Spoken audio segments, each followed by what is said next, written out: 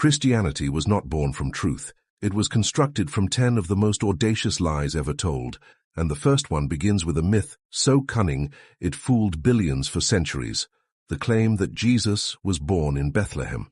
You have probably heard the story your entire life that Joseph and Mary had to travel to Bethlehem for a Roman census, and as a result Jesus was born there, conveniently fulfilling the prophecy in the Hebrew scriptures. But here is the problem. There is no historical record of any Roman census requiring people to return to their ancestral hometowns. That idea is not just unusual, it is unprecedented, illogical, and entirely inconsistent with how Roman censuses actually worked. Romans taxed and counted people where they lived, not where their ancestors once lived 1,000 years earlier. So why invent such a bizarre premise? Because the Hebrew prophecy in the book of Micah said the Messiah would be born in Bethlehem. That prophecy was well known by first-century Jews and early Christian authors. But if Jesus was from Nazareth, as everyone seemed to agree, then the story needed to be twisted to match the prophecy, and that is exactly what the Gospels of Matthew and Luke attempted to do, each fabricating different and conflicting stories to get Mary to Bethlehem. But ask yourself this, if Jesus was really born in Bethlehem, why do the earliest Gospel, Mark, and even Paul, the earliest Christian writer, never mention it? Paul, writing only 20 years after Jesus supposedly lived, never says a word about Bethlehem. He never says Jesus was born of a virgin either. That entire narrative was added later. This brings us to lie number 2, the fabricated genealogies of Jesus. The Gospel of Matthew gives a genealogy that runs through David's son Solomon, while Luke gives an entirely different one through David's son Nathan. Not only that, but they contradict each other on virtually every generation between David and Jesus. Some defenders say one genealogy is for Mary, the other for Joseph, but the texts both clearly state they are for Joseph. And here lies the core contradiction. If Jesus was born of a virgin, then Joseph's lineage would be meaningless to Jesus' divine bloodline. Yet the evangelists go to great lengths to prove Joseph was descended from David, as if that somehow made Jesus the legal heir. But if Jesus had no biological father, he could not inherit anything from Joseph. This theological contradiction was so messy, it should have unraveled the entire narrative. And yet, instead of asking hard questions, most people just absorbed the tale without ever noticing how completely illogical it was. But it gets worse, because lie number 3 is perhaps the most pivotal of all, the virgin birth itself. Christians have been told for centuries that Isaiah prophesied a virgin would give birth to the Messiah, but that is a mistranslation.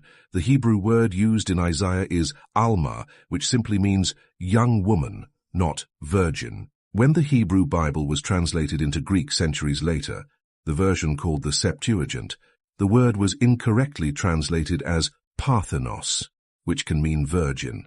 And that mistranslation, that single word error, was used as the foundation for one of the most defining doctrines in all of Christianity. Think about that. A mistranslation of a single word was used to invent the virgin birth of Jesus, a concept so central to the Christian faith that questioning it is considered heresy in many circles. And yet, the original Hebrew text never said anything about a virgin. What does it mean when the most sacred miracle of Jesus' origin story, the claim that his mother was a virgin, is built not on history, not on biology, not even on prophecy, but on a translator's error? And why did the Gospel of Mark, the earliest one written, never mention a virgin birth at all? Because it had not been invented yet. That is right. The earliest Gospel authors never even claimed Jesus was born of a virgin. That story appears only in Matthew and Luke, which were written decades later, and they do not even agree on the details. Matthew says Joseph wanted to divorce Mary quietly. Luke says he never doubted her at all. These are not just harmless inconsistencies. These are contradictions that undermine the credibility of the most critical claims in the entire faith. Ask yourself, would the truth need so much creative editing? Would the truth need to contradict itself at every turn? Would the truth need to fabricate a travel scenario, invent a census, mistranslate a prophecy, and splice together 2 irreconcilable genealogies just to make the pieces fit? Or is it more likely that these were the efforts of storytellers trying to make their character fulfill ancient expectations, retrofitting their theology into the mold of Jewish messianic prophecy to win over skeptical converts? And if the earliest Christians were already this willing to invent, what else were they capable of creating later on? What began as a movement of apocalyptic preachers evolved into a full-blown religion with carefully curated stories and doctrines. But the lies that built Christianity did not stop at the birth of Jesus. They only got more dramatic from there. If the foundation is false, how strong can the structure truly be? We have only just begun uncovering the historical fabrications that propped up the greatest story ever sold. The virgin birth, the genealogies, and the journey to Bethlehem are not sacred facts. They are literary tools, narrative inventions, and theological traps designed to deceive the masses and solidify control. You were not told these stories so you could ask questions. You were told them so you would stop thinking. But today we break that spell, and once you see how it started, you will never be able to unsee what comes next. Because these are just the first 3 lies in a web of 10, and what follows will shake the very core of Christian history. If the birth story was already a calculated lie, then what about the rest of Jesus' life? Why does it vanish from history? Lie number 4 is perhaps the most deafening silence in the entire historical record. The idea that Jesus, this miracle-performing, crowd-drawing, temple-flipping figure who allegedly attracted thousands and shook the foundations of Jewish and Roman power, left behind no contemporary historical trace whatsoever. Not one word, not one mention, not a single sentence written during his lifetime by anyone. Not a Roman, not a Greek, not even a Jew, despite the fact that Palestine was under constant surveillance, record-keeping, and documentation by multiple imperial and religious authorities. Think about that for a moment. We have detailed records about obscure peasant uprisings, minor Jewish prophets and political prisoners from the 1st century, but nothing about the man who supposedly fed 5,000 people with a few loaves of bread and raised the dead in public view. How can that be? Because it never happened. The Jesus described in the Gospels is not just a figure with no footprint, he is a literary ghost. This leads us directly into lie number 5, the myth of the 500 witnesses. In Paul's first letter to the Corinthians, written around the year 55, he makes a bold claim that over 500 people saw the resurrected Jesus. That sounds impressive, even definitive. But who were they? Where are their names? Where are their accounts? Why did no one write down this stunning moment in history besides Paul? And even he gives no details whatsoever. No location, no dates, no cross-references, no independent confirmations. It is a phantom crowd. And worse yet, the Gospels written after Paul never mention this massive event. Matthew, Mark, Luke, and John, all of whom supposedly had access to the core stories of Jesus' life, never echo Paul's claim about 500 people witnessing the resurrection. How do you explain that? You cannot. Unless the event never occurred, and Paul made it up to bolster the new religion he was inventing. Let that sink in. The earliest claim of the resurrection is made by a man who never met Jesus in life, who was not present at the crucifixion, and whose version of Jesus was formed entirely through visions and mystical experiences, not real-world events. Now comes lie number 6, and it is the one the entire religion hinges on, the resurrection itself. The idea that Jesus died, was buried in a tomb, and then rose 3 days later has been repeated so often it feels unquestionable. But the truth is, the empty tomb story does not appear in the earliest Christian writings. Paul again says nothing about a tomb at all. He says Jesus was buried, but not where, not how, not in what. The idea of a sealed tomb guarded by Romans only appears decades later, in the Gospels of Matthew and others, and each of them contradicts the others. Mark, the earliest Gospel, ends with women discovering the tomb and running away in fear, telling no one. That was it. No appearances, no miracles, just silence. Later scribes added verses to Mark to force a resurrection appearance into the text. Yes, the earliest ending of Mark had to be modified to fit the rising doctrine. That is how desperate the early church was to patch the holes. Matthew adds guards at the tomb, Luke includes a dramatic walk to Emmaus, and John has Jesus appear to disciples multiple times, even letting Thomas touch his wounds. But none of these accounts agree. They are literary expansions, not historical records.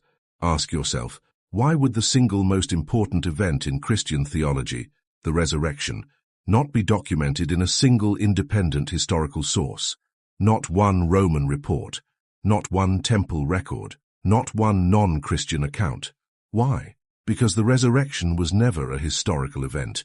It was a theological idea, a symbol of triumph over death, slowly written into the fabric of a religion that needed a climax. And if the resurrection is a lie, then what are we left with? A man whose life is undocumented, whose teachings were filtered through generations of editors, whose miracles left no trace, and whose death was rewritten a dozen different ways depending on the audience. What does that say about the truth behind the story? Consider this. Every religion in history has stories of gods dying and coming back. Osiris in Egypt, Dionysus in Greece, Mithras in Persia. All of them had followers, rituals, and resurrection tales. Christianity was not the first to invent a dying and rising god. It was simply the one that survived through empire. And that survival depended on crafting narratives that could compete with and surpass the old myths. So the writers of the New Testament borrowed, repurposed, and restructured ancient ideas, stamping them with a Jewish name and Roman polish. That is how you create a religion that lasts. Not by telling the truth, but by constructing a myth powerful enough to replace older ones. And the empty tomb was the keystone of that myth. But if the tomb was never real, then the resurrection was never real. And if the resurrection was never real, then Christianity has no foundation. That is not just controversial, it is catastrophic for everything believers have been taught to place their trust in. Do not mistake the power of the story for the truth of history. A story can move hearts, change lives, even build civilizations. But it can also deceive, and when that story is repeated over and over, in every church, every Bible class, every holiday sermon, it becomes not just a tale, it becomes a prison of belief. You were told Jesus rose because it gave you hope, but the people who wrote those stories did it because it gave them power. And that power was never meant to free you, it was meant to control you. What would happen if that control collapsed? What would society look like if the most sacred event in Western religious tradition turned out to be nothing but smoke and scripture? We are only halfway through, and already the lies are unraveling faster than anyone wants to admit. If you feel that discomfort in your chest right now, that gnawing question that will not go away, that is the sound of truth finally knocking. Do not close the door. The next lies are even more devastating. If the resurrection never happened, then why did so many people believe it? Why were the Gospels written at all? And why do they tell us the same story, more or less, if it was all just made up? That brings us to lie number 7, the myth that the Gospels were written by eyewitnesses. For most Christians over the age of 50, the idea that Matthew, Mark, Luke, and John personally knew Jesus, or at least knew people who did, has been drilled in so deep it feels like a fact. But it is not. It is a lie. None of the Gospels are signed. None of them claim authorship in their original versions. The names were added later by church tradition, decades after the texts were first circulated. That means no one really knows who wrote the Gospels, and worse, whoever did write them was not there. Biblical scholars across the spectrum, from conservative to secular, agree that the Gospels were written between 40 and 70 years after the events they describe. That is 2 full generations of telephone game storytelling, political reinterpretation, and theological reshaping. And there is more.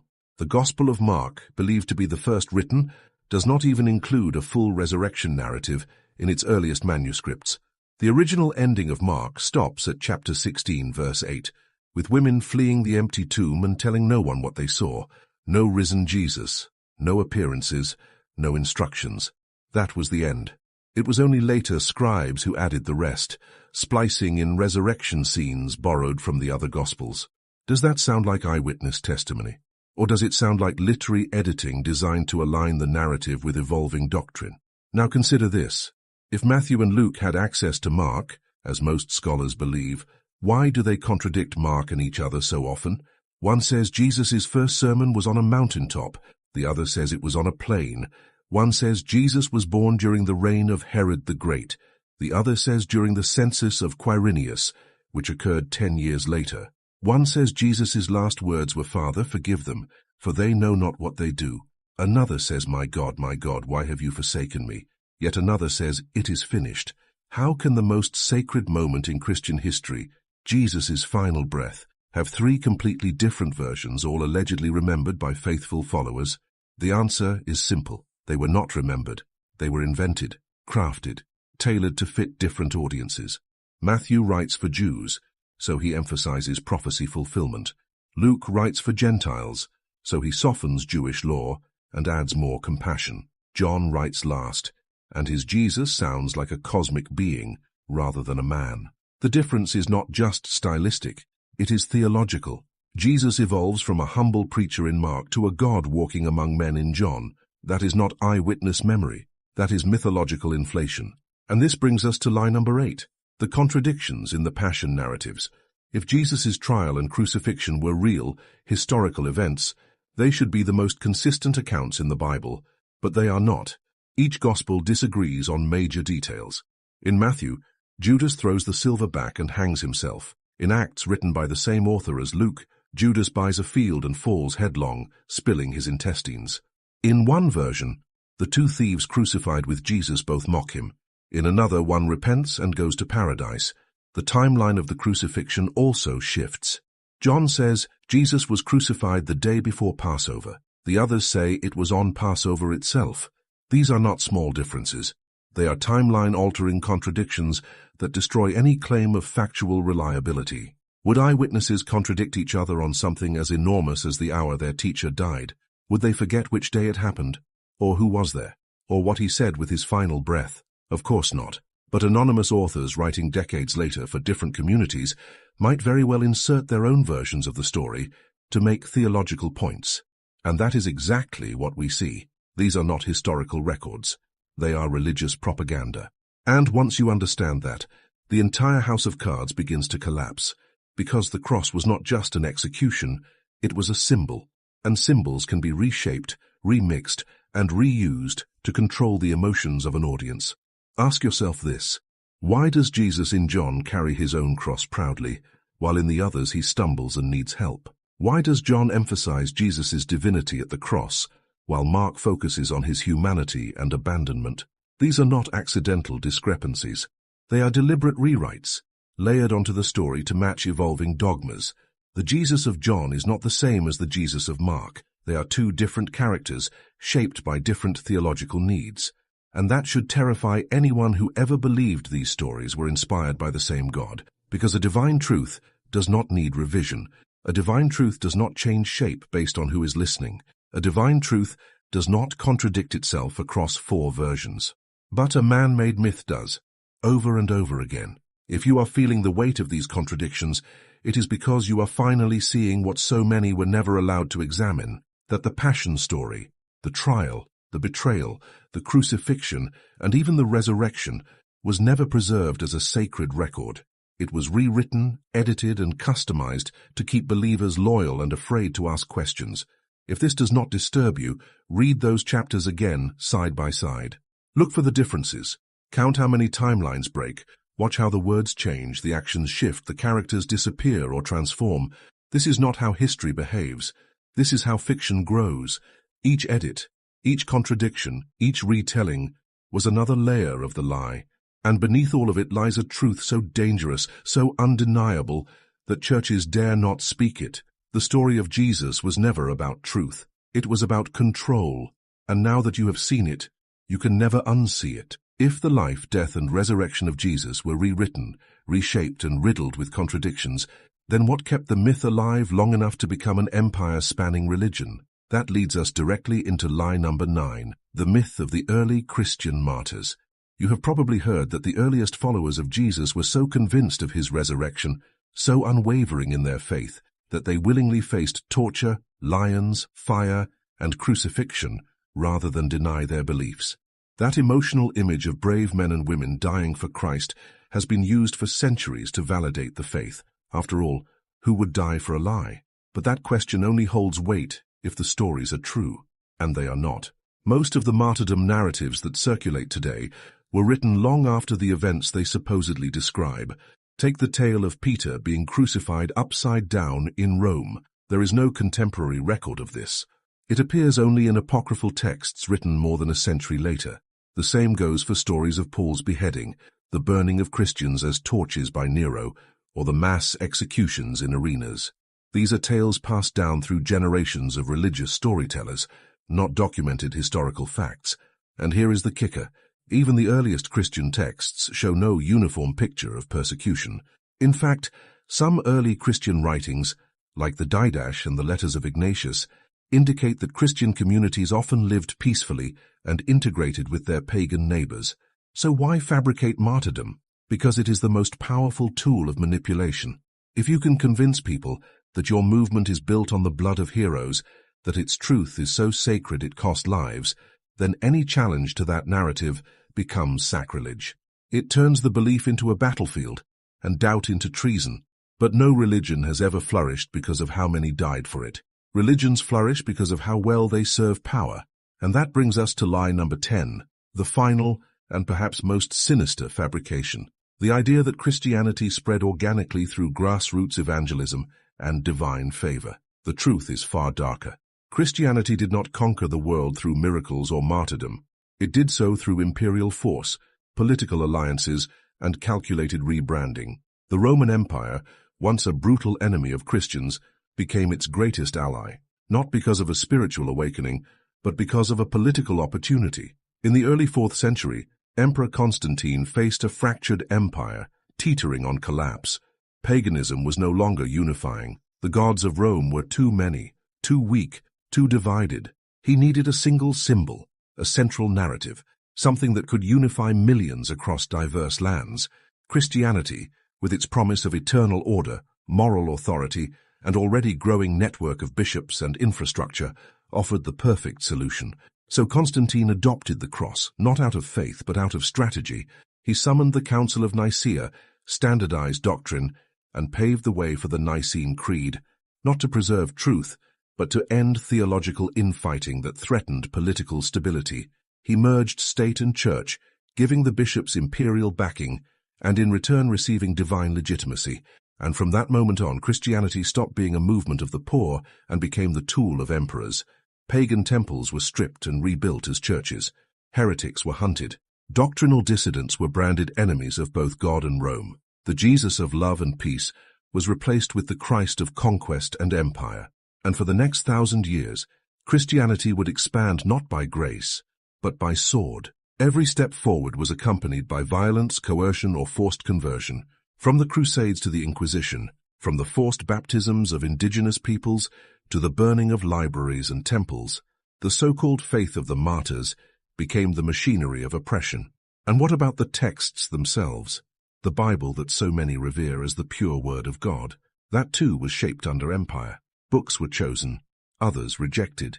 Gospels that presented alternative views of Jesus, like the Gospel of Thomas or the Gospel of Mary, were labeled heretical and destroyed. Councils of men motivated by politics and doctrine decided which texts would define eternity, and once that canon was locked, any deviation became punishable. This was not a religion rising on truth, it was a regime rising on narrative. Christianity became the Roman Empire in a robe, claiming heavenly authority while enforcing earthly dominance, and we are still living in the shadow of that power today.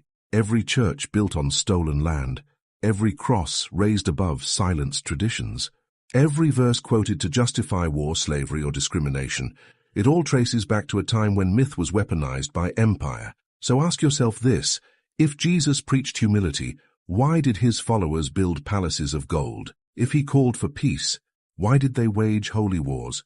If he rejected power, why did they crown popes like kings? The answer is chilling. Because the Jesus who walked in sandals and healed the sick was not the Jesus who built Christianity. That Jesus was edited out, reshaped and rebranded to fit the needs of emperors, popes, and kings. And what we are left with is not the faith of Christ, but the faith of Constantine. The 10 lies that built Christianity were not innocent mistakes. They were deliberate strategies. Each one added another brick to the structure of belief, from the false birth story to the myth of martyrdom, from the forged gospels to the imperial takeover. It was never about truth. It was always about power. You are not just hearing a different version of history. You are witnessing the collapse of a story that controlled the world for 2,000 years. And if you have come this far, if these revelations have stirred something inside you, then subscribe right now, because the next truth we uncover might be the one they fear the most. So now that all 10 lies have been exposed, the false birthplace, the mistranslated virgin prophecy, the contradictory genealogies, the silence of history, the phantom witnesses, the inconsistent resurrection stories, the anonymous gospel authors, the incompatible crucifixion accounts, the myth of martyrdom, and the imperial hijacking of the faith, what are we really left with? A religion that claims to be built on divine truth, yet at every foundational level is tangled in human fabrication, historical distortion, and political agenda. And here is the deepest and most painful truth of all. It worked. For nearly 2,000 years, these lies were not just accepted, they were celebrated. They became untouchable pillars of culture, morality, and identity. People were born into these stories, raised under them, judged by them, and sent to war for them. These were not small fabrications. These were global constructions that shaped the fate of empires and the minds of billions. And even now, in the age of information, most people still have no idea how thoroughly manipulated the history of Christianity actually is. They still think Jesus was born in Bethlehem because of a Roman census that never happened. They still believe the Gospels were written by men who followed Jesus, not anonymous scribes shaping doctrine decades later. They still picture a divine resurrection when the earliest and most reliable texts show no such scene. They still revere saints and martyrs whose deaths were invented, whose heroism was fabricated to strengthen the illusion of divine favor. And above all, they still believe that Christianity spread because it was true, not because it was weaponized by emperors who saw in it the perfect vehicle for social control. But the more you look, the more undeniable it becomes. Every major point in the story, the birth, the death, the resurrection, the spread, is wrapped in contradiction, silence, or fraud. And here is a question that must be asked. If Jesus had never existed, would anything about this religion look different? Would the doctrines change? Would the holidays vanish? Would the churches empty? The frightening answer is no, because Christianity, as it exists today, does not depend on the man, it depends on the myth. The historical Jesus, if he ever lived at all, has been drowned in the flood of imperial rewriting, theological censorship, and manufactured miracles.